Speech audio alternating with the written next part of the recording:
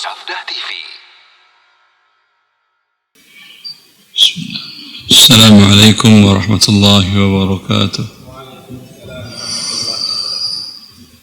Alhamdulillah rabbil alamin, wa bihi nasta'in, wa nusalli wa nusallim wa nubarik ala nabiyyina Muhammadin wa alihi wa sahbihi ajma'in, wa ba'du. Ibu dan bapak-bapak yang dimuliakan oleh Allah Azza wa Jalla, kita berada pada hari yang mulia sepanjang dunia. Nabi sallallahu alaihi wasallam dalam riwayat Bazzar mengatakan, inna a'zama ayyamid dunya ayyamul ashr. Hari-hari di dunia yang paling agung, yang paling mulia di sisi Allah adalah 10 awal Zulhijjah. Dalam riwayat yang lain dikeluarkan oleh Imam Muslim, Rasulullah SAW mengatakan, ma min ayyamin ahabbu ilaihi minal amali salih illa ayyamil ashr fa'aksiru fihinna at-takbira wat-tahlila wat-tahmida. Tidak ada sepanjang tahun hari-hari yang lebih agung seseorang untuk beramal soleh padanya dan lebih dicintai oleh Allah kecuali 10 hari awal Zulhijjah. Maka perbanyaklah pada hari-hari tersebut bertakbir, bertahlil dan bertahmid. Takbir tentu lafaznya Allahu Akbar, Allahu Akbar, Allahu Akbar. Tahlil la ilaha illallah, Allahu Akbar, Allahu Akbar. Tahmid walillahil hamd. Allah juga mengatakan dalam surat Al-Hajj, wa yazkuru ismallah fi ayyamin ma'lumat ala ma razaqahum min bahimatil an'am. Dan agar mereka, orang-orang yang beriman itu, agar mereka berzikir kepada Allah di hari-harinya tertentu. Para ahli tafsir mengatakan ini maksudnya adalah hari-hari 10 awal Zulhijjah, maka berzikirlah. Dan dalam hadis tadi Nabi dikatakan zikirnya takbir, tahlil dan tahmid. Maka perbanyaklah mengucapkan hal tersebut. Adalah Umar bin Khattab dan Abu Hurairah di awal 10 Zulhijjah ketika di hari Mina, hari ke-8 Zulhijjah, beliau berada di Mina, beliau bertakbir berdua, dan ketika melewati pasar pun mereka pun bertakbir, dan ketika berada di pasar, orang-orang yang ada di pasar pun mengikuti takbir keduanya. Dhajjatul Mina, sampai Mina dikatakan berguncang dengan takbiran tersebut. Maka dimanapun Anda, mau di Mina alhamdulillah, atau di sini, atau di atas kendaraan, atau di jalan, teruslah bertakbir, bertahlil dan bertahmid. Allahu Akbar, Allahu Akbar, Allahu Akbar, la ilaha illallah, Allahu Akbar, Allahu Akbar, walillahil hamd.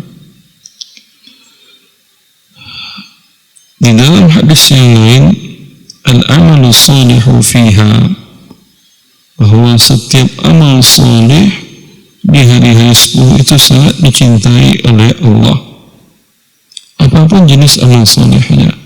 Dan termasuk sekarang kita talabul ilm, mempelajari syariat Allah di dalam mendapatkan harta mana yang dihalalkan oleh Allah, kita tahu dan kita kerjakan mana yang diharamkan oleh Allah. Setelah kita mengetahuinya, maka kita hindari dan kita tinggalkan serta bertaubat darinya, sehingga amal soleh kita di hari ini berbeda dengan amal soleh di hari-hari di luar 10 awal Zulhijjah. Tafadhal, antum baca.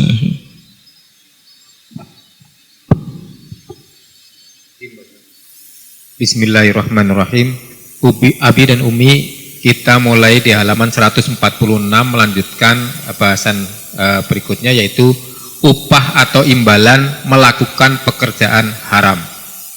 Telah dijelaskan sebelumnya bahwa hasil dari penjualan barang haram adalah harta haram, maka hasil atau imbalan atas melakukan jasa yang haram juga merupakan harta haram dan juga termasuk kezaliman terhadap pengguna jasa. Karena penjual jasa haram dilarang syariat untuk melakukan perbuatan haram dan harus dicegah agar tidak melakukannya. Maka tindakan pemberi jasa haram yang meminta upah kepada para pengguna jasa haramnya setelah ia melakukan perbuatan haram sungguh suatu kezaliman. Sesungguhnya cukup sudah dosa yang ia buat dengan perbuatan haramnya. Jangan ditambah lagi dengan dosa mengambil uang orang lain atas perbuatan dosanya. Sesungguhnya ia telah menzolimi pengguna jasanya 2 kali, kezoliman jasa haramnya dan mengambil uang pengguna jasanya. Berikut ini dijelaskan beberapa jasa haram yang sering dijadikan orang sebagai sumber penghidupannya. Ya, dia memberikan jasa yang diharamkan oleh Allah.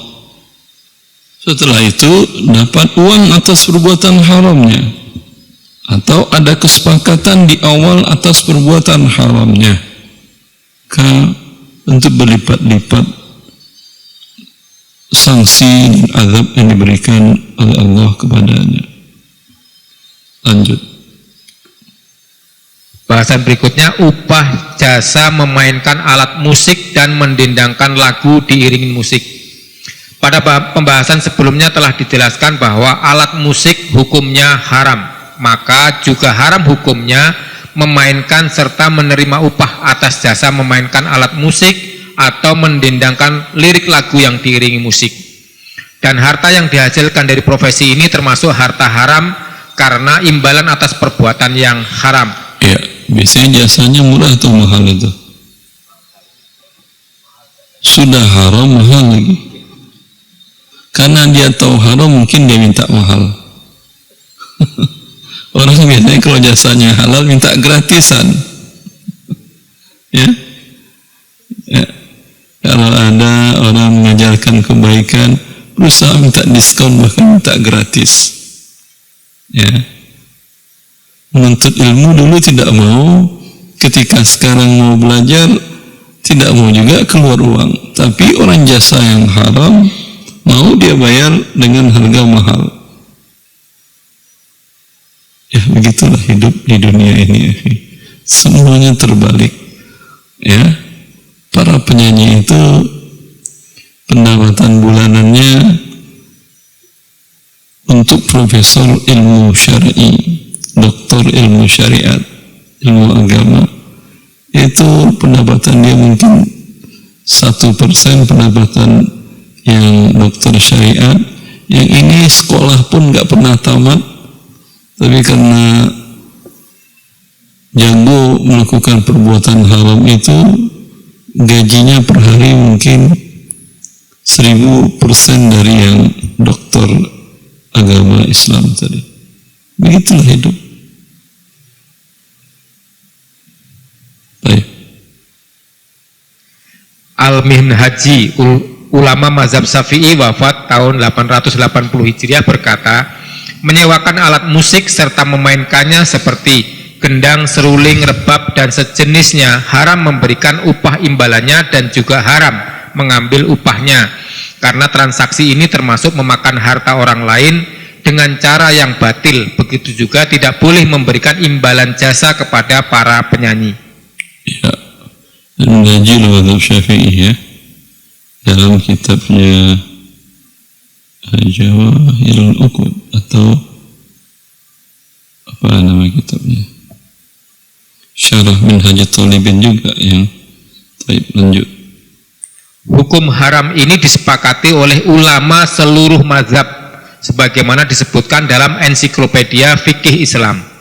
Hukum haram ini akan menjadi bertambah tingkat keharamannya jika disertai hal-hal yang melanggar tuntunan syariat seperti penyanyinya adalah seorang wanita yang mendendangkan lirik lagu mengandung kesyirikan dan maksiat, memakai pakaian yang mengumbar aurat, berlenggak-lenggok mempertunjukkan lekuk tubuhnya, sesekali mengeluarkan desah nafas mengundang syahwat dan diikuti oleh penari latar yang tidak kalah maksiatnya. Semoga Allah mengembalikan mereka kepada fitrahnya. Ya, ini mau diapain? Langsung dikasih tsunami sama Allah. Lengkap sudah. Kalau dia main musik saja dengan memakai kerudung menutup aurat sudah dosa besar.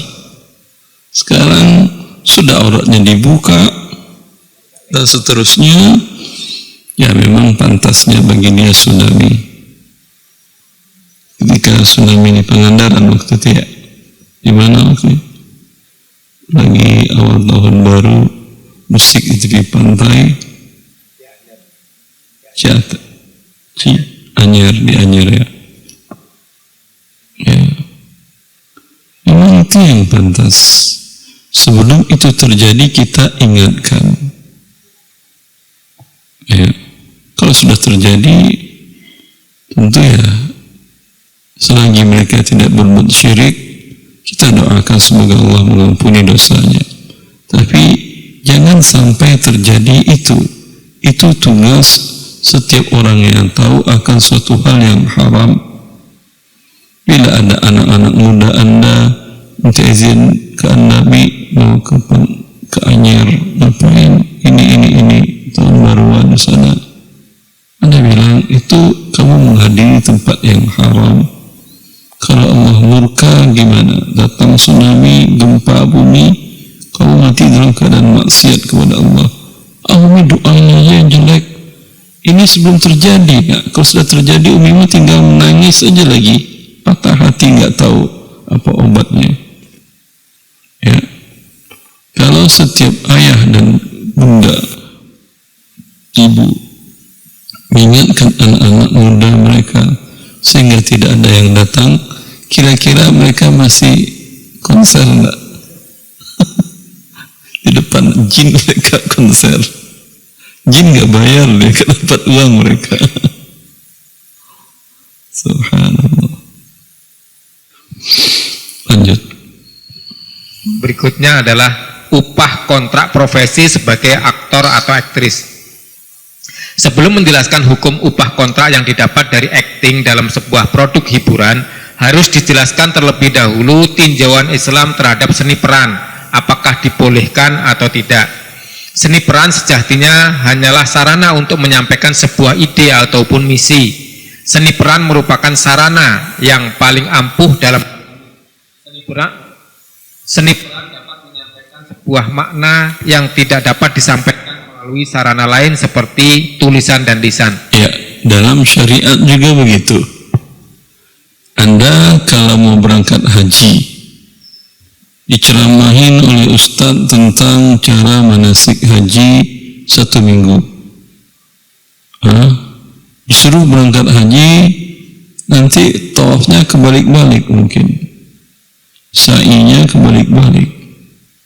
Sa'inya harusnya di mas'a antara Safa dan Marwah, kalau dia mana tawafnya di mall. Nanti kan tawafnya ngiter-ngiter. Yaudah kita ngiter-ngiter di mall, udah tawaf ini. Ya, harus diajarkan. Oleh karena itu Rasulullah mengatakan tentang masalah haji, khuzu anni manasikakum fa inni akhsha alla alqakum ba'da ami hadha. Pada saat haji wada bersama Rasulullah, lebih 100.000 kaum muslimin dari berbagai kota di Jazirah Arab di waktu itu, karena Rasulullah mengumumkan bahwa beliau akan melakukan haji, sehingga para sahabat yang lain di kota lain pun mengikuti haji bersama Rasulullah. Di hadapan jumlah manusia yang begitu besar, Rasulullah selalu mengatakan setiap satu perbuatan, khudhu anni manasikakum, ambil manasik haji kalian, tata cara haji kalian dari aku seperti apa yang kamu lihat. Begitu juga kalau Anda belajar sholat, Anda ajarin anak belajar sholat teori aja, ya, tidak pernah lihat Anda sholat, ya, tidak bakal bisa dia. Sehingga Rasulullah mengatakan, sallu kama ra'aitumuni usalli, sholatlah kalian sebagaimana kalian melihat aku sholat. Itu tidak bisa dengan kata-kata tidak lengkap, ya, harus dipraktekkan, harus diperankan. Sehingga Rasulullah pernah memerankan, bukan sedang beliau sholat, tidak, di luar beliau sholat, beliau mengatakan beliau sholat di atas mimbar yang agak tinggi, sehingga dilihat oleh para sahabat perbuatan Nabi Sallallahu Alaihi Wasallam. Nah, kalau Anda mengajarkan orang yang bermusuh Islam, wudu itu adalah pertama berniat, kemudian kamu ambil air, kemudian basuh wajah 3 kali. Setelah itu basuh tangan kanan dari ujung sampai ke siku. Kemudian setelah itu yang kiri begitu. Setelah itu usap air ke kepala, lalu ke telinga, lalu ke kaki. Oh, kalau gitu dibasahin semua, ya, ya udah, dia nyemplung langsung berenang, cek langsung keluar dia. Selesai saya. Ya.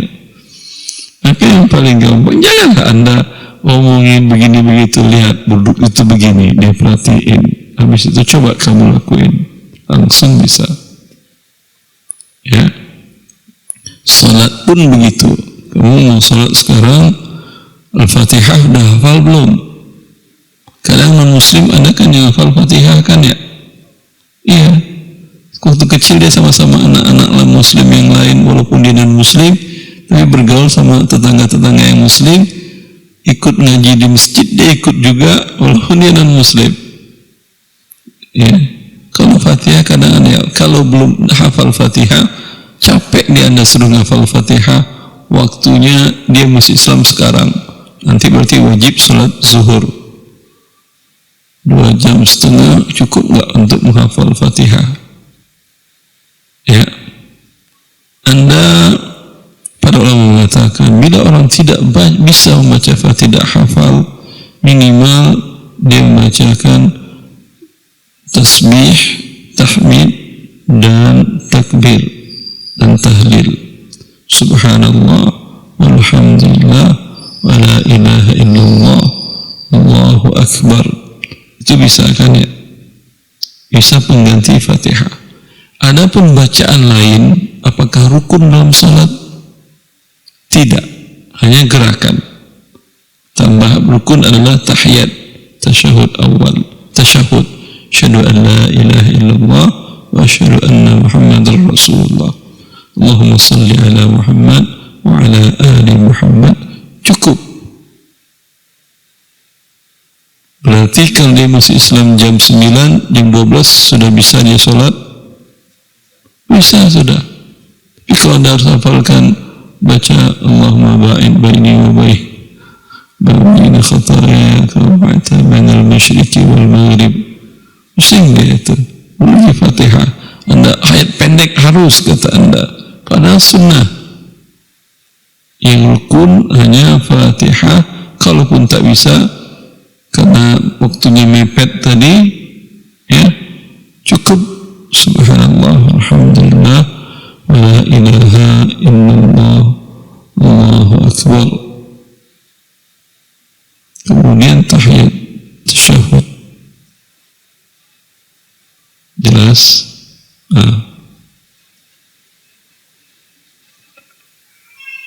Oleh karena itu Rasulullah Shallallahu Alaihi Wasallam pernah menggunakan sarana ini untuk mengajarkan kepada sahabatnya tentang cara sholat. Beliau berdiri di atas mimbarnya lalu memerankan cara sholat dan disaksikan langsung oleh para sahabatnya, sebagaimana diriwayatkan oleh Bukhari. Namun karena seni ini digarap dan dikembangkan oleh orang-orang non-muslim, maka mereka memanfaatkannya untuk menyebarkan misinya kepada umat manusia.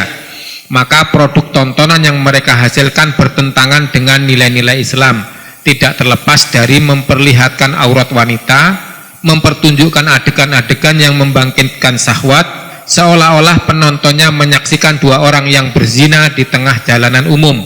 Juga tersisip adegan minum khamr atau adegan ritual kesyirikan seperti menyembah patung, mendatangi para tukang ramal dan tukang sihir, mempertunjukkan aksi kekerasan, kejahatan, pembunuhan, perampokan, pencurian dan lainnya. Semua hal-hal yang bertentangan dengan ajaran syariat tadi, jika terjadi di alam nyata, maka menjadi kewajiban bagi seorang muslim untuk mencegahnya dalam rangka amar ma'ruf nahi munkar, agar kerusakan tersebut tidak menjalar ke pribadi-pribadi lainnya. Akan tetapi karena terjadi di balik layar, maka hanya menjadi sebuah tontonan. Ya. Kalau secara real mereka melakukan adegan yang di televisi tadi, Anda lihat langsung, Anda diam aja? Tentu enggak. Kalau Anda ketua RT RW, Anda gampar dia kan ya? Anda usir mereka dari kampungan ya?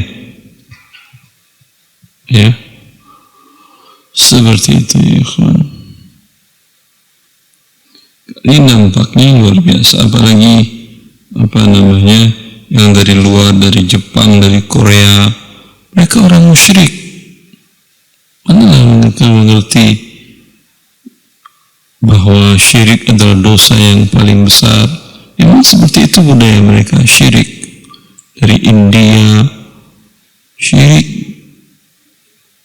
Kemudian itu yang ditonton oleh anak-anak muslimin di negara kita, dimasukkan oleh para pedagang-pedagang yang menginginkan uang atau memang ingin menyebarkan kesyirikan di bumi Indonesia ini.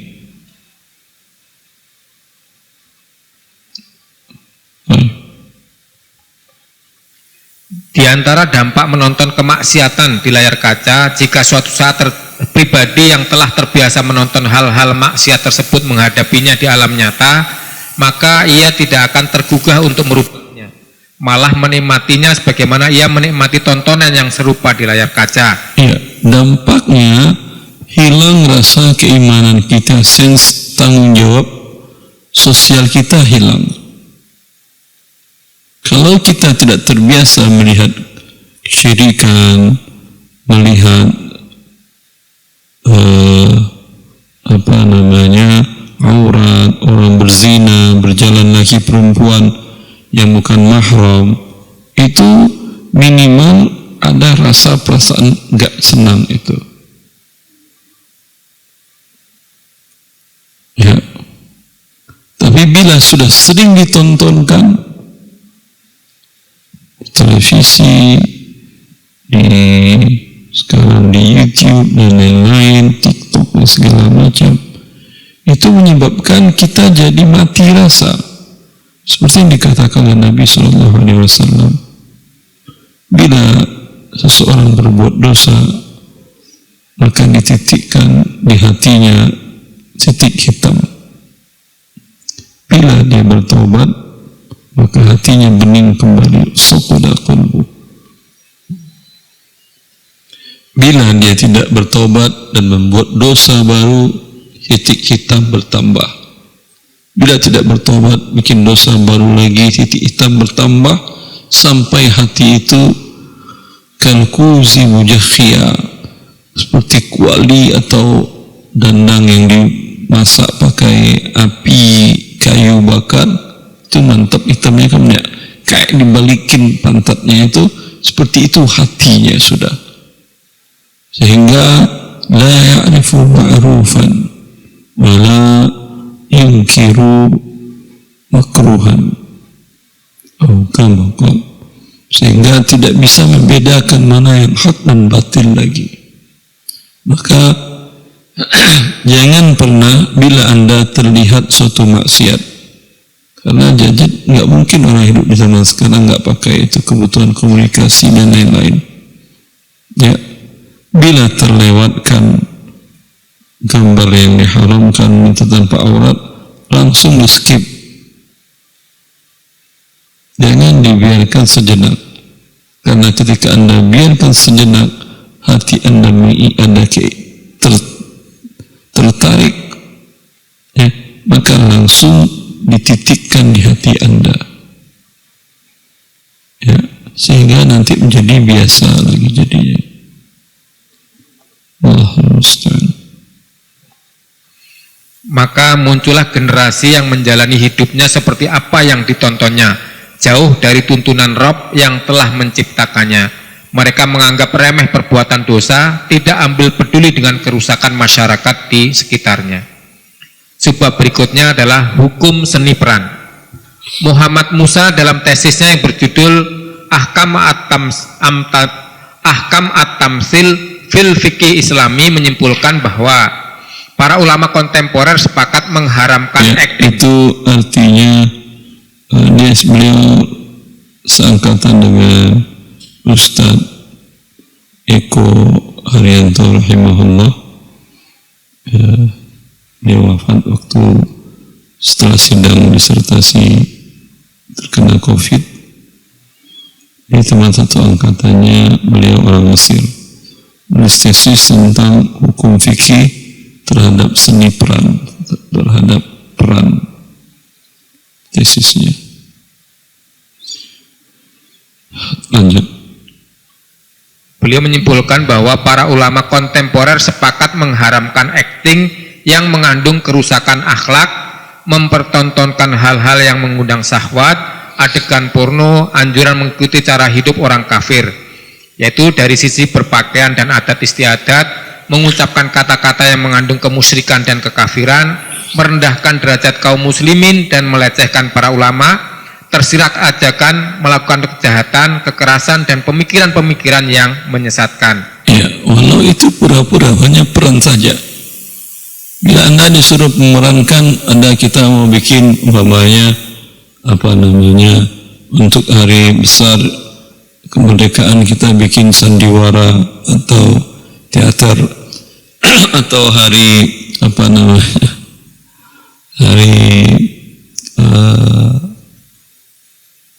kalau wisuda SD, SMP, SMA, ya, kita bikin teater tentang bagaimana dakwah Nabi Musa. Tentu ada yang jadi Firaun. Nanti dia akan mengatakan, kamu berarti akting seperti Firaun, ya. Firaun mengatakan, akulah Tuhan kalian yang maha tinggi.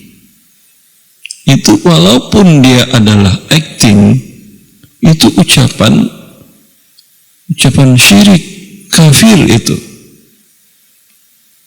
Ya, walau akting. Atau sejarah masuk Islamnya di Indonesia, ya, di mana dahulu macam-macam cara budaya, menyembah patung, menyembah ini, kemudian sesajen dan segala macam, ya. Walaupun akting itu tetap syirik. Anda muslim dengan perbuatan itu, sadar tidak sadar mengantarkan Anda keluar agama Allah. Karena ada kufur itu dengan perbuatan. Walau hati Anda tidak, ya, mengingatkan kekufuran, tapi perbuatan, kecuali yang dipaksa. Kalau ini karena nggak dipaksa. Illa man ukriha wa qalbuhu mutma'innun bil iman. Itu lain hal. Seperti Ammar bin Yasir dan bapaknya Yasir dan ibunya Sumayyah. Mereka adalah budak. Tuannya memaksa mereka untuk mengucapkan kata-kata yang memaki-maki Nabi Muhammad SAW dan keloyalan terhadap patung-patung sesembahan Quraisy. Sampai sekali karena beratnya siksa yang diberikan kepadanya, sampai dia mencela Nabi Muhammad dan mengucapkan kata kufur. Kata Rasulullah SAW, "Kaifa tajiduka qalbu?" Hatimu bagaimana? Hatiku menolaknya Rasulullah. Ya udah, kalau mereka akan memberikan siksa seperti itu lagi, ucapkan lagi, tidak ada masalah. Lalu Allah menurunkan firman-Nya, "Illa man ukriha wa qalbuhu mutmainnun bil iman." Kalau ini, mereka seni peran ini, apakah ada yang maksanya? Jawabannya tidak. Dengan senang, suka, ya, maka ini ucapan-ucapan kesyirikan. Lalu bagaimana cara buat filmnya, buat teaternya? Di skip aja yang syirik-syirik itu. Tidak pun Anda begitu, orang sudah tahu juga kan ya. Orang ketika baca Al-Quran pasti tahu ketika Fir'aun mengatakan, "Ana rabbukumul a'la," akulah Tuhan kalian yang maha tinggi. Jelas. Saya masih ingat, tapi saya tidak mau membicarakan ini karena sekarang beliau menjadi anggota MUI pusat. Saya tidak mau bicara. Ini dulu waktu kita masih kuliah, nggak perlulah ya. Lanjut. Atau kalau mau mohon di skip di. Lanjut. Juga para ulama sepakat mengharamkan peran sebagai seorang malaikat, seorang malaikat, Nabi Shallallahu Alaihi Wasallam atau sahabat Nabi. Al-Majma' al-Fiqih al-Islami, Divisi Fikih Robitoh Alam Islami, dalam rapat tahunan ke-8 di Mekah pada tahun 1985 dalam keputusan ke-6 mengharamkan memerankan sosok para nabi dan para sahabat, berbunyi bahwa kedudukan Nabi Shallallahu Alaihi Wasallam di sisi Allah Subhanahu Wa Taala merupakan kedudukan yang mulia. Begitu juga di hati umat Islam.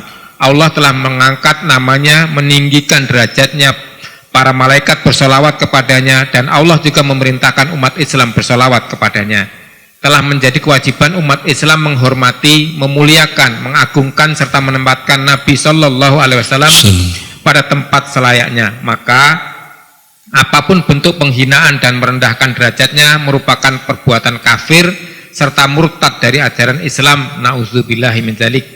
Dan mengilustrasikan sosok Nabi dengan gambar, film kartun dan film, hukumnya adalah haram. Tidak dibolehkan agama, tidak boleh dibiarkan dengan tujuan apapun atau alasan apapun, dan jika terniat menghinakan Nabi maka pelakunya dihukumi kafir. Hal itu dikarenakan mengandung kerusakan yang besar dan berbahaya. Maka para pemerintah, khususnya para pejabat di seluruh kementerian, penerangan dan pihak yang bertanggung jawab terhadap penyiaran wajib melarang penampakan sosok Nabi Shallallahu Alaihi Wasallam melalui gambar ataupun film pada media cetak dan visual, dalam bentuk film, pementasan drama, buku, novel dan lainnya, serta wajib hukumnya mengingkarinya serta memusnahkannya. Begitu halnya para sahabat Nabi, mereka memiliki kemuliaan dalam bentuk pembelaan kepada Nabi, berjuang bersama beliau, membela agama, membawa risalah Islam kepada kita. Dengan demikian telah sepantasnya untuk memuliakan serta menghormati mereka. Termasuk juga dalam hal ini seluruh para nabi haram melakukan hal yang sama terhadap mereka. Oleh karena itu Dewan menyatakan haram mengilustrasikan dalam bentuk gambar siapapun dari orang yang telah disebutkan di atas dan wajib dicegah. Ya. Para ulama Islam dunia yang berpusat di Mekah di bawah Liga Dunia Islam, mereka membuat keputusan ini. Orang-orang yang dimuliakan oleh Allah haram Anda perankan. Anda siapa? Anda banyak dosa. Ya. Memerankan mereka orang dengan orang banyak dosa, tentu ini merendahkan derajat mereka. Padahal Allah telah memuliakannya.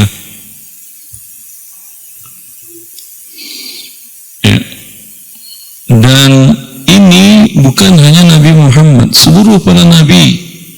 Ketika orang-orang Eropa membuat tentang film Nabi Isa, Nabi Musa, itu kaum muslimin di seluruh dunia melarang, memberikan hujatan. Ya,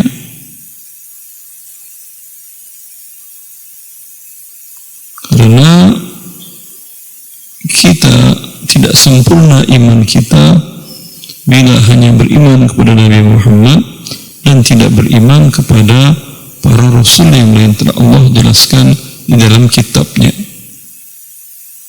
Kalau mereka bisa pilih-pilih, kalau kita tidak. Kullun amana billahi wa malaikatihi wa rusulihi, kata Allah. Beriman kepada malaikat-malaikat Allah. Kalau orang Yahudi, mereka pilih-pilih malaikat. Mereka maunya malaikat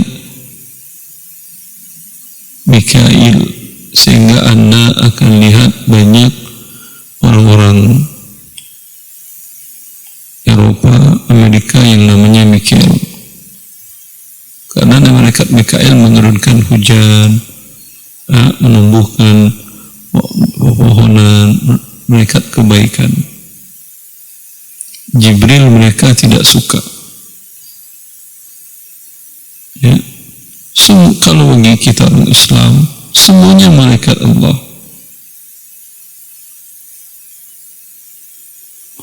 Allah mengatakan, "Man kana aduwwan lillahi wa malaikatihi wa rusulihi wa Jibril wa Mikala, fa inna Allah aduwwun lil kafirin." Siapa yang memusuhi Allah dan malaikat-malaikatnya dan para rasulnya, malaikatnya Jibril, Mikail, maka sesungguhnya mereka memusuhi Allah. Semuanya malaikat Allah.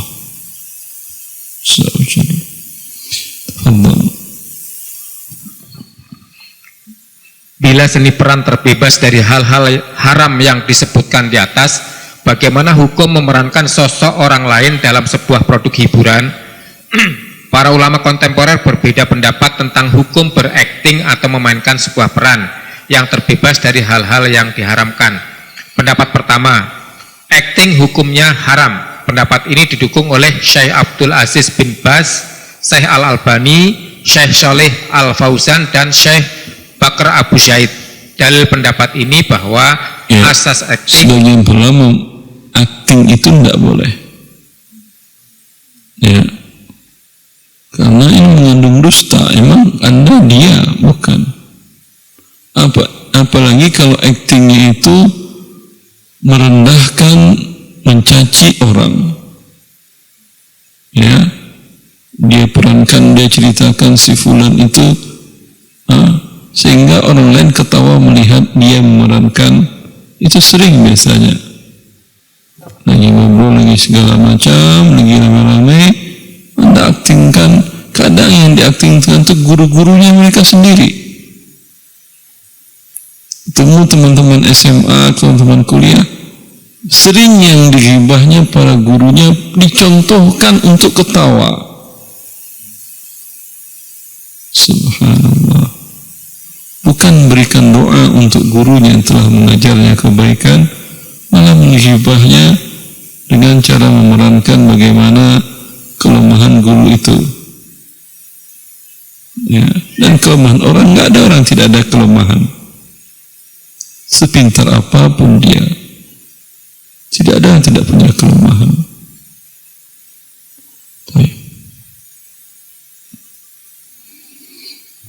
Mutlak haram, ya, walaupun tadi tidak ada unsur syiriknya, tidak ada unsur dosanya, ada misi baiknya.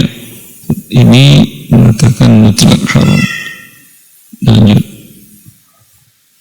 Dalil pendapat ini bahwa azas akting adalah bohong, dusta, serta tipuan mata, karena seluruh yang terjadi dalam sebuah drama adalah bohong. Pelaku, tempat, dan waktu seluruhnya bukanlah hal yang sebenarnya, dan bohong hukumnya jelas diharamkan. Tanggapan, dalil ini tidak terlalu kuat. Dalil ini disanggah oleh Syekh Al-Utsaimin. Ia berkata, memerankan sosok orang lain dalam seni peran tidaklah termasuk dusta, karena pemerannya tidak mengatakan bahwa saya adalah zat orang yang diperankan. Akan tetapi pemeran hanyalah menirukan serta melakonkan sosok orang yang diperankan, dan para penonton pun tahu akan hal itu. Pendapat kedua, acting hukumnya boleh dan tidak diharamkan, karena seni ini hanyalah sebagai sarana saja. Bila digunakan untuk menyampaikan pesan-pesan kebaikan, maka menjadi suatu hal yang baik. Pendapat ini didukung oleh Syekh Muhammad Rashid Ridho, Syekh Al-Utsaimin, Syekh Dr. Abdullah Al-Jibrin, dan Dr. Yusuf Al-Khardawi.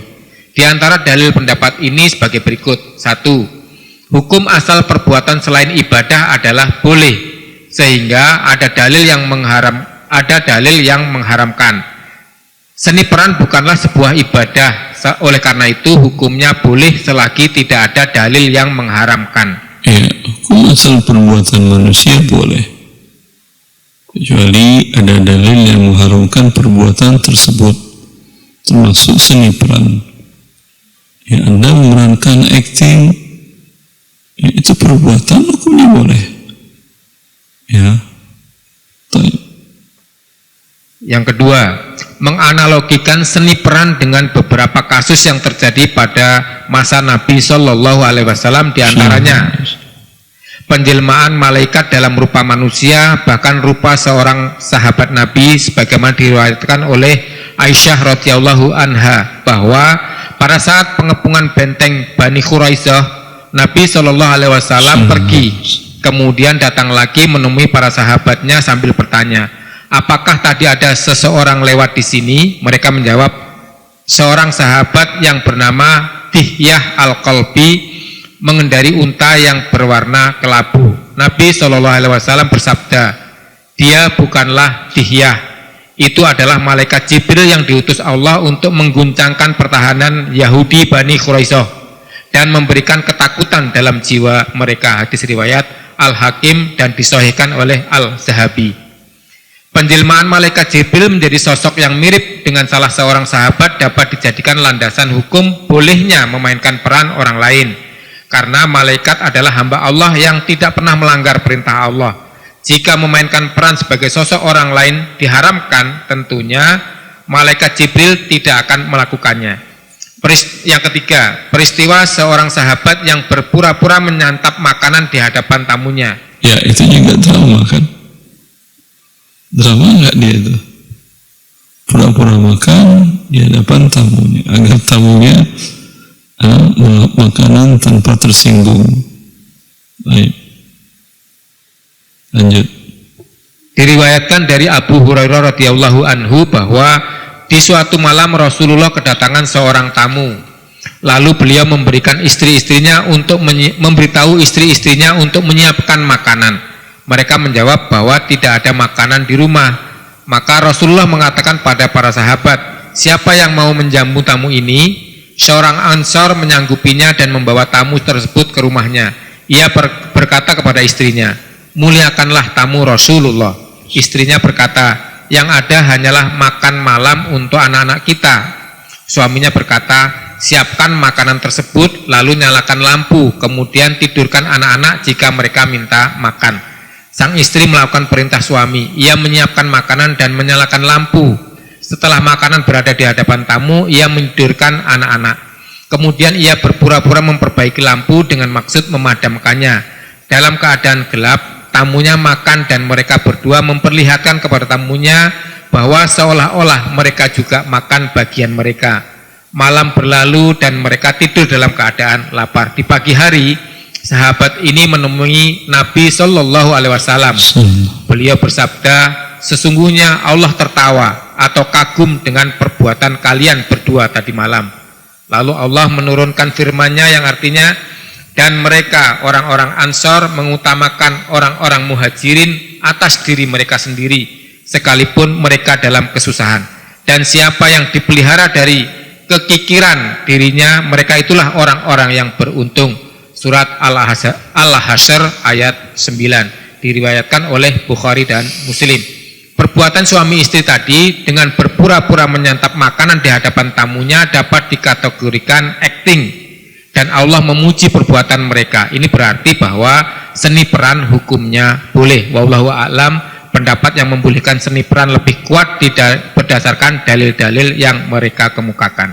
Ya, dengan catatan tadi ya, tidak ada kesyirikan, tidak ada maksiat, tidak ada orang yang digibahi, digunjingi dengan memerankan itu. Bukan para nabi juga yang diperankannya, bukan para sahabat, bukan malaikat, dan seterusnya. Lanjut. Hukum upah kontrak berakting. Dari pemaparan sebelumnya dapat disimpulkan bahwa berakting, ini upah kontraknya sekali satu judul film berapa itu? Antum nggak ada yang mantan aktor?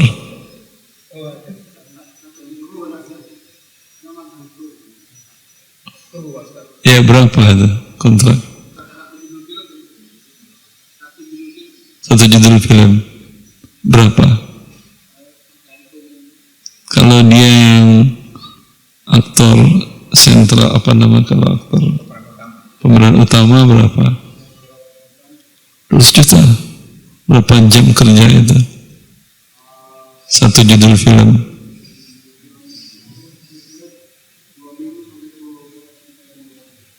Dua minggu sampai ya sama 14 hari sampai 15 hari ya. 15 hari gaji 200 juta. Subhanallah.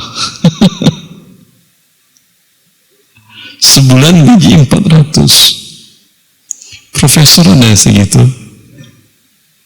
Nggak ada, maupun profesor sains nggak ada gajinya segitu. Ya, udah kuliah dari S1, S2, S3. Saya abang yang tertua, Allah berikan kemudahan. Beliau profesor fisika. Ya, terbaik. Beliau profesor fisika dan tingkat jurnalnya termasuk profesor yang aktif menulis jurnal ilmiah, Scopus, jurnal internasional. Itu sebulan gajinya nggak sampai 10% satu judul tadi. Ya. Pantasan negara kita banyak dramanya. Karena para saintis, para ilmuwan tidak dihargai, ya, tidak dihargai kemampuannya. Padahal untuk akting itu ada sekolahnya yang sampai S1, S2, S3. Nggak ada kan ya? Hanya dia bilang talenta, lalu lihat-lihat doang. Jadi, ya, ada dari SD, SMP, SMA, kuliahnya aja. Kira-kira yang jadi aktor dan aktris yang terkenal itu tamatan sekolah itu?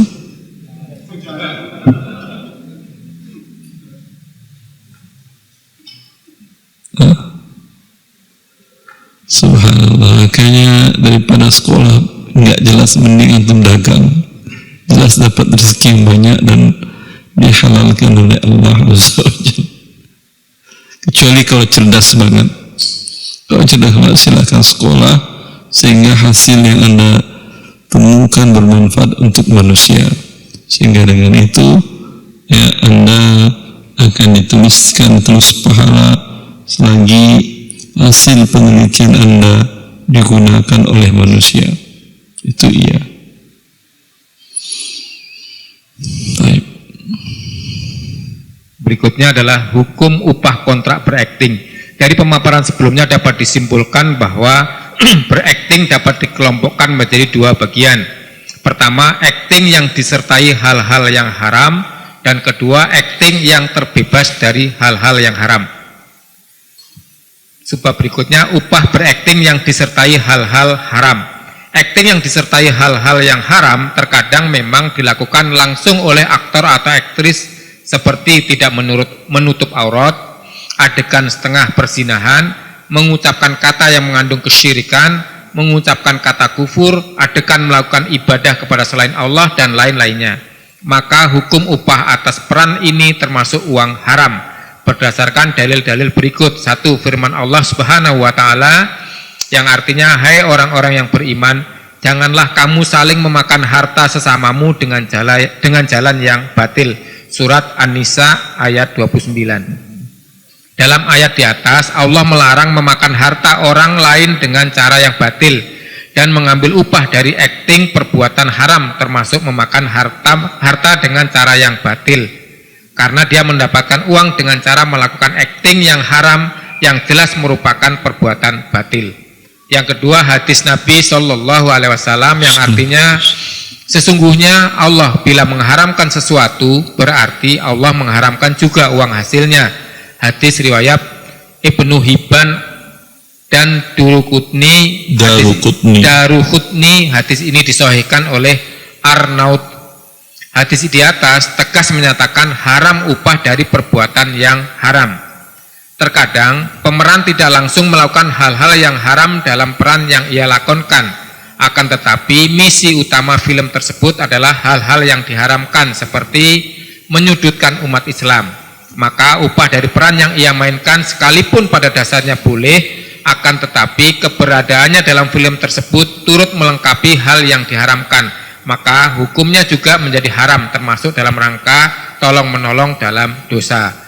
Hal ini dilarang Allah dalam firman-Nya yang artinya, dan janganlah tolong-menolong dalam berbuat dosa dan pelanggaran. Surat Al-Maidah ayat 2. Adapun akting yang terbebas dari hal-hal yang haram, maka upah dari perbuatan tersebut adalah halal, karena para ahli fikih mensyaratkan untuk keabsahan sebuah akad jual beli jasa bahwa jasa yang diberikan adalah jasa yang boleh dilakukan, dan juga hukum asal sebuah muamalah adalah halal selagi tidak ada dalil yang mengharamkannya. Ya, cukup saya kira. Silahkan yang mau bertanya atau mau kita lanjut. Ini panjang ini. Tadi upah jasa yang haram. Kalau ini jasa ibadah. Apa mau kita lanjut? Ibu-ibu? Panitia mau dilanjut atau? Ibu-ibu mau lanjut atau pertanyaan? Pertanyaan aja. Pertanyaannya sudah ada. Lanjut? Lanjut. Lanjut kata panitia. Kita akan suruhan panitia. Baik, kita lanjut ya ibu-ibu. Upah atau imbalan melakukan ibadah. Para ulama mensyaratkan untuk keabsahan akad jual beli jasa bahwa jasa yang dilakukan oleh orang upahan wajib dapat dinikmati oleh orang yang membayar upah. Jika jasa yang dilakukan oleh orang upahan tidak dapat dinikmati oleh orang yang membayar, maka uang yang dibayarkan kepada orang upahan tidak ada imbalannya. Dengan demikian, orang upahan telah berbuat kezaliman terhadap orang yang membayar, karena ia telah membayar sedangkan manfaat dari jasa yang dilakukan tidak dapat dinikmati. Misalnya, A memberi upah kepada B agar B melakukan sholat atas nama A. A telah membayar sejumlah uang kepada B agar A tidak perlu sholat lagi, tapi ternyata sholat tidak dapat digantikan, maka kewajiban A tidak gugur. Adapun B, saat ia melakukan sholat atas nama A, kewajiban sholat atas B gugur dan ia mendapat sejumlah uang. Dalam kasus ini A jelas dizalimi oleh B. Ya, kata A, aku tidak bisa sholat Jumat, capek, udah kamu aja sholat tapi niatkan namanya saya bukan nama kamu, nih uang 100.000, deal katanya. Habis sholat Jumat, apakah yang ngasih uang gugur kewajibannya kepada Allah? Sudah diwakili, sudah dibayar juga dia. Itu tidak bisa diwakili. Ya, kewajiban kepada setiap individu tidak bisa diwakili. Berarti tadi yang terima uang dia diam aja kata dia. Ya berarti dia tipu kamu itu. Walaupun dia sholat, dia bilang, nih saya lihat nih ya, saya datang ke masjid, saya sholat Jumat atas nama si A, kata si B. Ya, berarti kan saya tidak dapat pahala, udah kamu ambil. Tetap di sisi Allah yang sholat si B yang dapat pahala. Kewajiban B gugur, kewajiban A tidak. Berarti dia bayar uang dapat apa dia? Dapat angin. Angin masih mending, masih bisa dia jual angin kan ya. Jual angin masukin ke ban masih bisa.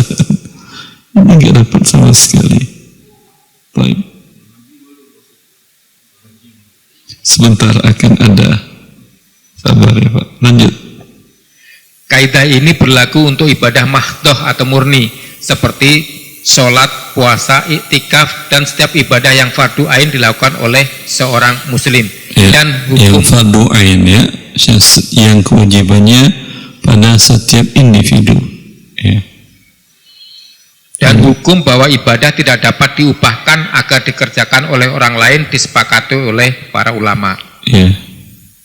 Ibnu Khudamah berkata, ibadah mahdoh manfaatnya tidak dapat dinikmati oleh orang lain seperti puasa, sholat, haji atas dirinya, maka tidak boleh mengambil upah atas perbuatan ibadah ini. Hukum ini tidak diperselisihkan oleh para ulama karena upah merupakan imbalan dari sebuah jasa. Dalam ibadah mahdoh, orang lain tidak bisa mendapatkan jasa dari ibadah tersebut, maka transaksi ini sama dengan menyewa jasa yang tidak berguna. Ya, makanya kalau badal haji, ya, jangan beri fee kepada dia.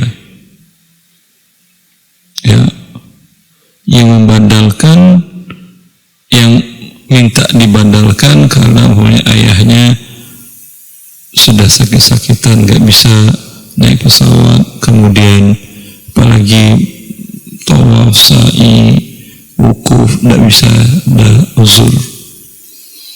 Kemudian tapi kaya, ada kok harusnya sudah wajib haji, ini bisa diwakilkan, ini bisa diwakilkan. Boleh minta fee? Tidak, ibadah ada minta fee, tidak boleh. Tapi kalau umpamanya dia kerja harian, Pak, saya bukan minta fee, cuman kalau saya berangkat, anak istri saya iyalah Bapak berikan, bayarkan ONH, berarti saya mulai dari naik pesawat sampai pulang lagi sudah terjamin biaya hidup saya semuanya, ONH plus. Tapi anak istri saya kerja harian, saya nggak punya tabungan. Itu bukan fee namanya. Itu agar dia bisa membadalkan, boleh dia memberikan biaya hidup, kirimkan beras, kemudian kasih uang untuk beli lauk dan seterusnya. Atau ada anak kecil beliin susu, itu boleh. Tapi minta fee beda. Kalau fee ada untungnya, kalau ini mah hanya menutup kebutuhan pokok yang ditinggalkan. Jelas? Ya. Apa?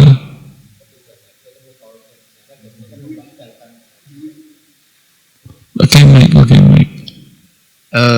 Biasanya kan ada mutawif atau mahasiswa yang ada di Arab Saudi karena sudah berkali-kali naik haji, karena sudah ikut haji di sana, akhirnya bersedia untuk membadalkan haji dengan dibayar berapa ribu rial gitu. Itu biasanya seperti itu Pak Ustaz. Dari sana pun berbayar. Nanti jangan bilang kalau untuk Anda tinggal di Mekah pun kalau haji bayar. Saya dulu di Riyadh haji itu 5.000 rial. 5.000 rial kali 4.002 berapa itu? 20 juta? 20 juta dari Riyadh. Bukan itu dulu sekitar tahun 2010, sekarang mungkin sudah naik. Jadi kalau ada orang yang tak badalkan, ya bayarkan itu.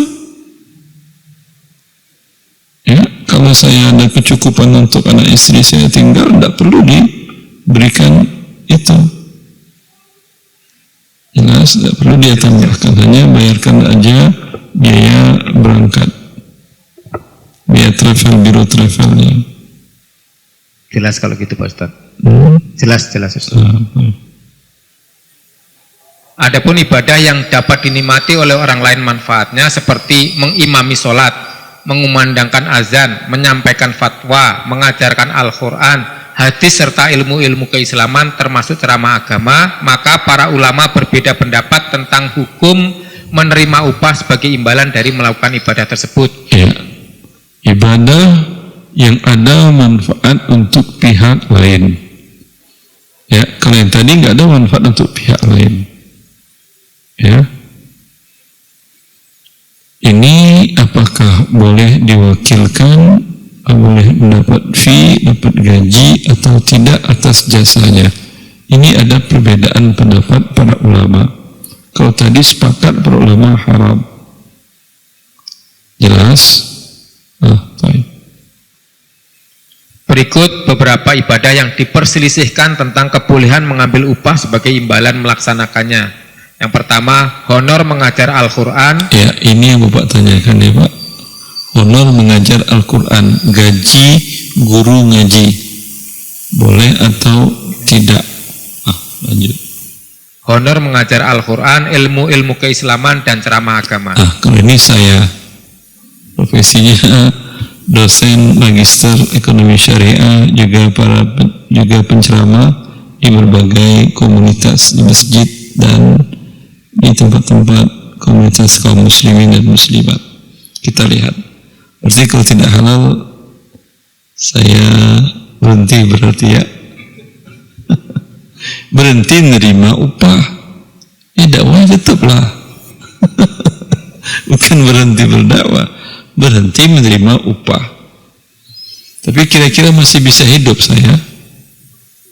Tenang aja, tuh rezeki dari Allah kok. Insya Allah masih. Baik, lanjut. Sesungguhnya menyampaikan risalah Islam merupakan tugas suci yang diemban pertama kali oleh para nabi dan rasul.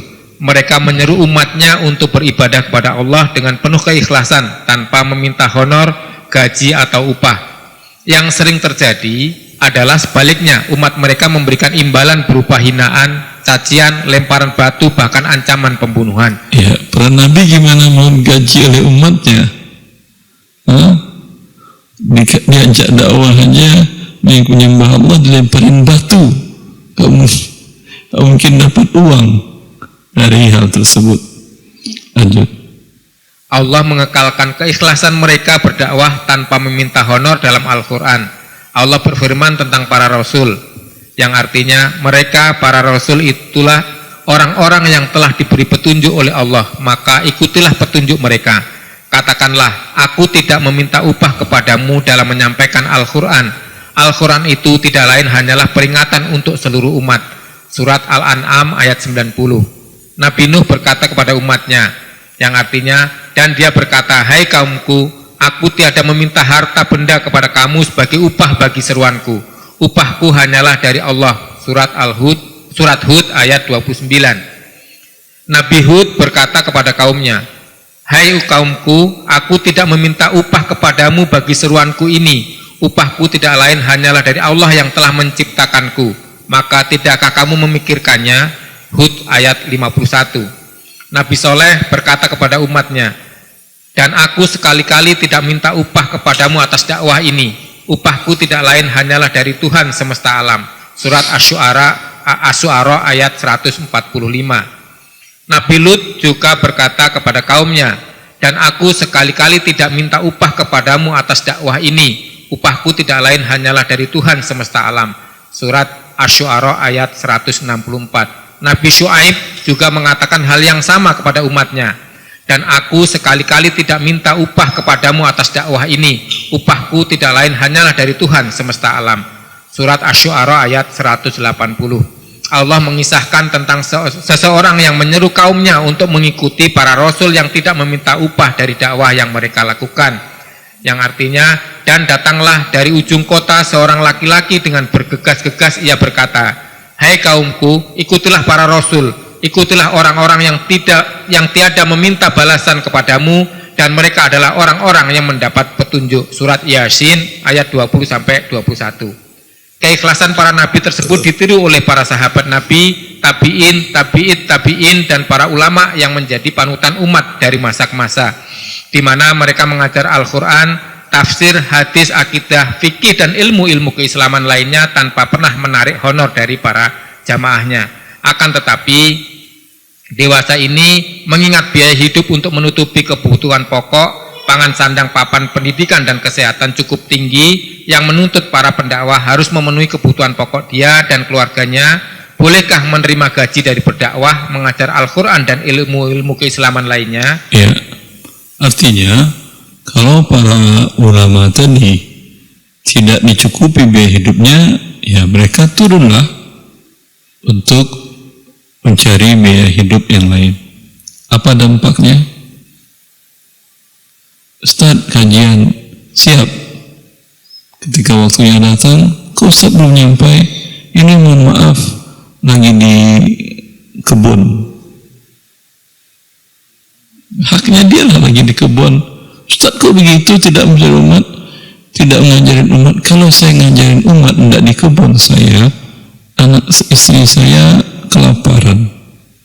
Wajib bagi saya menafkahi anak istri saya. Mengajarkan umat, kalau anak istri saya sudah nggak lapar lagi, baru saya ujar umat. Gimana? Setuju?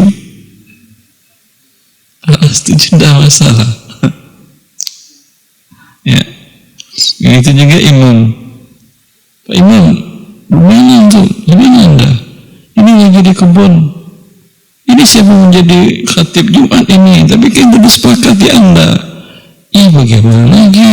Saya naik sepeda ini, qadarullah, tadi diantar pakai motor, pulang naik sepeda, masih di jalanan saya.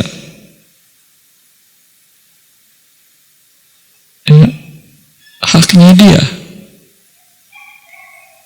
Jelas.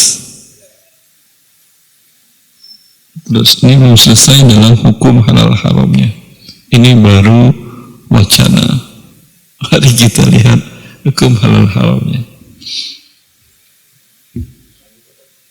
Lanjut.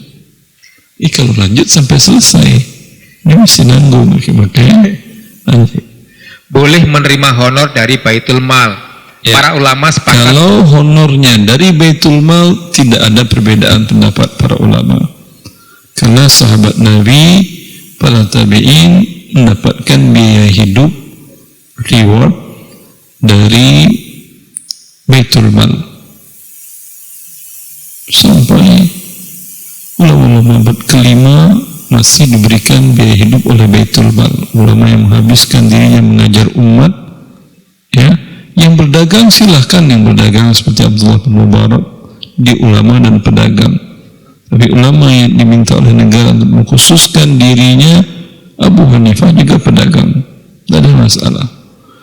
Tapi para ulama yang diminta negara oleh kerajaan untuk khilafah, untuk mengajarkan umat, dia mengambil hak dari Baitul Mal, digaji oleh Baitul Mal. Ya, sepakat para ulama ini boleh. Seperti Saudi Arabia, mereka menggaji para ulamanya dengan gaji sederajat gaji menteri. Posisi mereka sama dengan posisi menteri, pengawalan semuanya. Ya, ada profesor yang mengajar saya S2 dan S3, ketika beliau diangkat menjadi anggota Dewan Ulama Besar Kerajaan Saudi Arabia, itu cek datang ke kampus. Kebetulan saya dekat dengan bagian keuangan di kampus. Dia bilang, Tirmizi, ini Syekh datang cek dari kerajaan 300.000 real hanya sebelum diangkat ini ya, ganti-ganti mobil, ganti baju dengan baju yang baik. Ya inilah apa namanya, uang, terserah anda lah menamakan uangnya. Kalau di sana namanya badar, mengganti karena jabatan.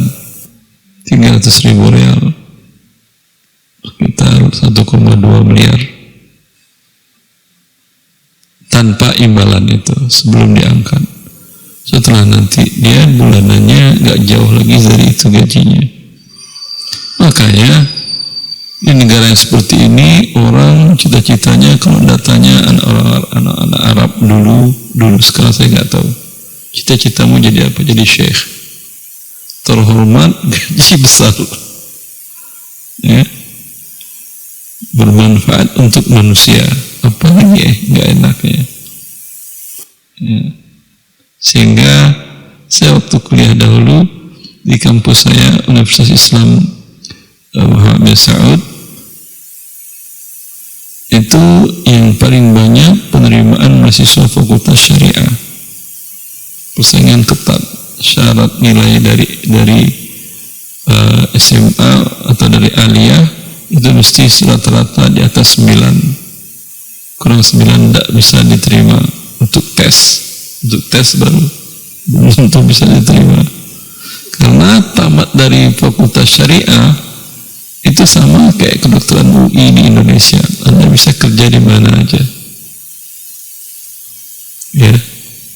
Bahkan jadi imam saja gajinya 5.000 real, hanya jadi imam 5 waktu dan khutbah Jumat. Jadi di sana itu khatib nggak tukar-tukar, dan dia minimal S1 fakultas syariah. Enak nggak itu, gaji 20 juta, nanti bebas mau dagang mau apa, yang penting 5 waktu jadi imam Jumat, khatib. Ya, banyak orang cita-citanya jadi syekh. Bahkan saya ketemu waktu bawa istri melahirkan anak pertama ke rumah sakit Riyadh, rumah sakit pemerintahan, jam berapa? Jam 4 sebelum subuh. Bertemu duty manager rumah sakit umum milik pemerintahan. Setelah saya lihatkan ID saya, mahasiswa Jamiatul Imam, nanya dia, oh sama kampus kita, kata dia. Ya, saya juga Jamiatul Imam, kata dia. Saya S1 syariah. Saya bilang, saya S2, sedang S2 syariah. Kaget orang Indonesia ada master di bidang syariah di tempat dia. Saya lebih kaget lagi, ada anak fakultas syariah jadi duty manager rumah sakit. Itu kan kaget kan. Biasanya kan dokter semua kan itu kan ya. Nah ini syariah. Bayangkan posisi syariah di sana. Maka keinginan orang kerja seperti itu. Tapi sekarang nggak tahu, mungkin jadi pemain bola lagi setelah Ronaldo kunjungan kontrak 2 tahun di sana. Wallahu a'lam. Semoga Allah memperbaiki negeri-negeri kaum muslimin. Lanjut. Para ulama sepakat bahwa honor yang diterima oleh para pendakwah, guru ngaji dan para pengajar ilmu agama yang berasal dari Baitul Mal atau negara hukumnya halal dan tidak termasuk imbalan dari dakwah yang mereka lakukan dan tidak mengurangi keikhlasan mereka. Itu merupakan penghargaan dari pihak pemerintah dikarenakan mereka disibukkan oleh pekerjaan membina umat, sebagaimana dahulu para sahabat menerima atau hibah dari Baitul Mal. Begitu juga honor yang diberikan oleh lembaga-lembaga sosial, pihak dermawan ataupun pribadi dalam jumlah yang tidak ditetapkan dan tidak disyaratkan oleh para pendakwah, maka hukumnya disamakan dengan honor yang diterima dari Baitul Mal. Ya, dari lembaga, dari yayasan, dari masjid, dari pihak donatur sama dengan Baitul Mal. Aman saya, alhamdulillah. Alhamdulillah aman. Tapi kalau dari jemaah, Ustaz, ceramah di rumah saya kasih fee. Ya, ini yang tidak aman. Kalau saya mensyaratkan angka sekian, kalau saya tidak mensyaratkan dan dia mau ngasih, ini hibah mutlak, nggak ada masalah. Saya kan tidak mensyaratkan, bukan nyewa jasa dia tadi. Jelas?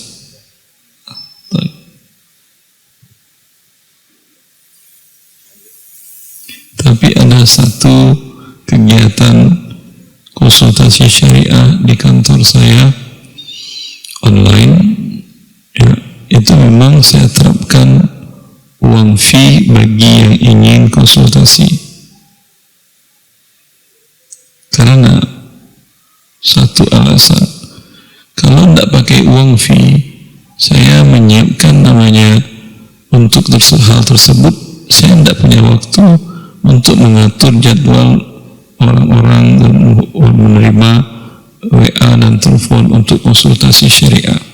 Satu, saya menggunakan jasa orang lain juga, itu butuh biaya.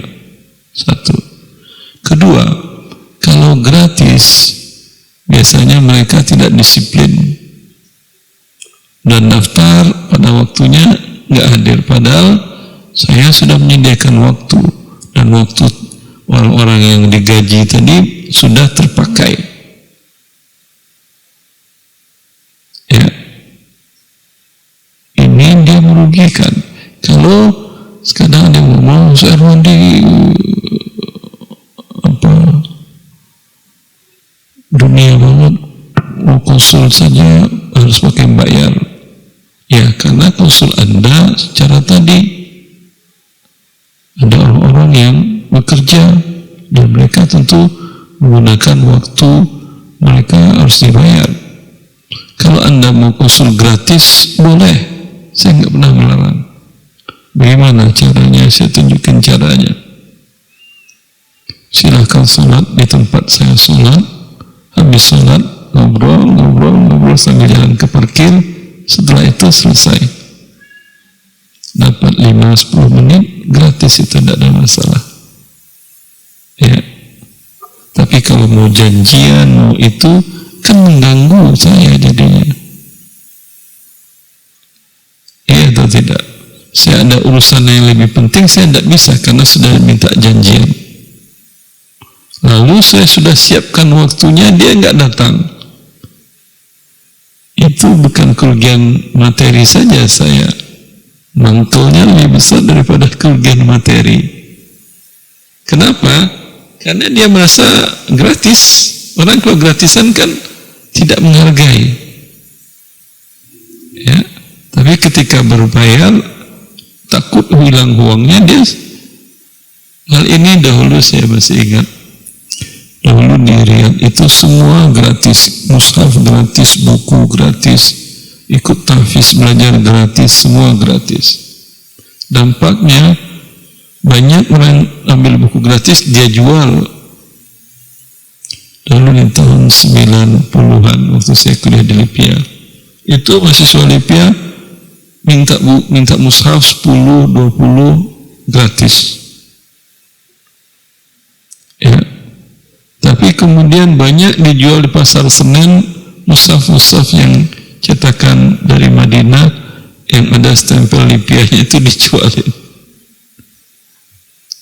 Ya, itu jeleknya gratisan itu.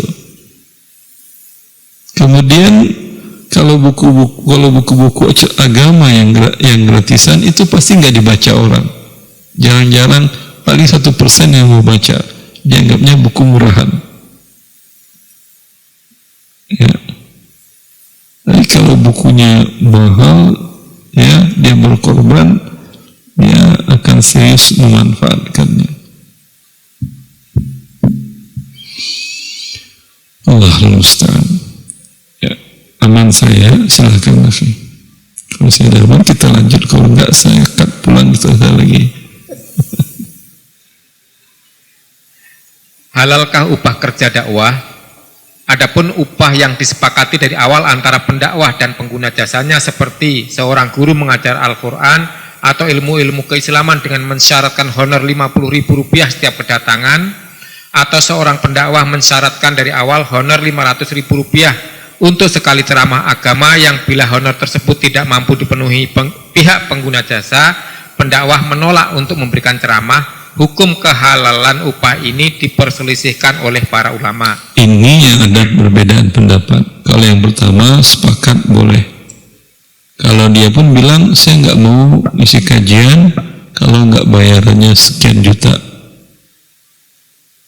Seperti beberapa yang kita dengar di media massa. Ini seperti apa upahnya? halal atau tidak dia terima. Lanjut. Pendapat pertama, para ulama dalam mazhab Hanafi dan Hambali mengharamkan upah yang ditentukan dari semula sebagai imbalan jasa dakwah yang disampaikan. Para ulama ini berpegang kepada beberapa dalil. Satu, ayat Al-Quran yang disebutkan di atas bahwa para nabi tidak meminta upah kepada umatnya atas dakwah yang mereka sampaikan. Tanggapan, dalil ini tidak kuat karena dakwah para nabi tersebut ditujukan kepada non-muslim yang memang tidak akan mau memberikan upah, dan juga di dalam ayat-ayat tersebut tidak ada larangan andai orang-orang yang menerima dakwah tersebut memberikan upah. Yang kedua, firman Allah Ta'ala yang melarang menjual ayat-ayatnya dengan harga dunia dan melarang menyembunyikan petunjuk, sedangkan menolak memberikan dakwah tanpa imbalan yang disepakati sebelumnya, termasuk menjual ayat dan menyembunyikan petunjuk. Di antara ayat-ayat tersebut, dan janganlah kamu menukarkan ayat-ayatku, kata Allah, dengan harga yang rendah. Surat Al-Baqarah ayat 41.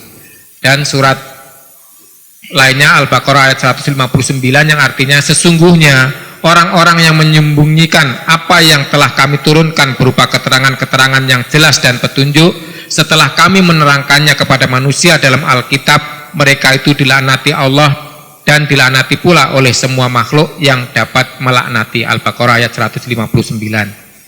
Tanggapan, dalil ini juga tidak kuat karena maksud ayat di atas, bila seseorang telah menjadi fardu ain baginya untuk menyampaikan dakwah, seperti dia berada di lingkungan yang sama sekali tidak ada orang yang mampu menyampaikan dakwah dan mengajar Al-Quran kecuali dirinya. Dalam kondisi ini memang diharamkan dia menerima upah karena dia melakukan suatu hal yang wajib. Sebagaimana seseorang yang melakukan sholat wajib, tidak mungkin dia berhak menerima gaji atas amalan sholatnya. Adapun orang yang berada di lingkungan di mana terdapat para pendakwah lain, maka dia tidak wajib menyampaikan dakwahnya, dan melakukan amalan yang tidak wajib dibolehkan mengambil upah sebagai imbalan dari amalan tersebut. Yang ketiga, hadis Nabi Shallallahu Alaihi Wasallam yang melarang makan upah mengajar Al-Quran. Sabda Nabi, bacalah Al-Quran dan jangan terlalu berlebihan, jangan terlalu lalai, jangan makan upah mengajar Al-Quran, dan memperbanyak harta melalui mengajar Al-Quran. Hadis riwayat Ahmad disahihkan oleh Ibnu Hajar. Pendapat kedua, para ulama dalam mazhab Maliki dan Syafi'i membolehkan menarik upah dari kerja dakwah. Mereka berpegang kepada beberapa dalil. Satu, diriwayatkan Ibnu Abbas radhiyallahu anhuma bahwa sekelompok sahabat Nabi Shallallahu Alaihi Wasallam melewati sebuah perkampungan. Lalu orang kampung tersebut meminta mereka untuk mengobati kepala suku mereka yang terkena sengatan hewan berbisa. Para sahabat mau mengobati dengan syarat orang kampung itu memberi imbalan berupa ekor kambing. Setelah terjadi kesepakatan, salah seorang sahabat mengobatinya dengan membaca surat Al-Fatihah. Upahnya ekor kambing atau beberapa ekor kambing? Di sini cuma beberapa ekor kambing. Tadi saya dengar beberapa ekor kambing. Ini berarti ekor kambing upahnya.